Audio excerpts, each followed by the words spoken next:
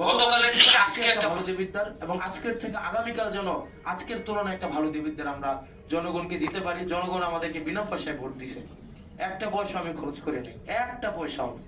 100 টাকা টেম্পি ইলেকশন করছে, আমি 100 টাকাও খরচ করি নেই। তো সুতরাং আমার দায়বদ্ধতা হচ্ছে দেবিদ্বারের মানুষের কাছে, যে ভোট দিছে তার কাছে, যে ভোট দেয় নাই তার কাছেও। এবং আমি আমার সর্বোচ্চটা দিয়ে, আমি শতভাগ দিয়ে, আমি সব নাগরিকের জন্য একটা নাগরিক বান্ধব দেবিদ্বার গড়ে তোলার জন্য আমি চেষ্টা করব। এবং আপনি একটা লাস্ট বলে যাই, লাস্ট 1 মিনিট, আপনি হচ্ছে মানে আজকে থেকে, এই মুহূর্ত থেকে 8 জনে 1 কোদাল মাটিও যেন না কাটে, সেই বিষয়ে আপনি ব্যবস্থা নেবেন।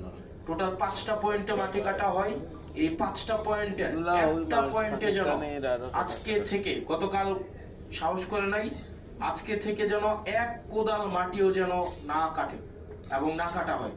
কারণ কোনো 1 কোদাল যদি মাটি কাটা হয়, এটার কিন্তু আপনাদের আইনগত দায়িত্ব আপনাদেরকে নিতে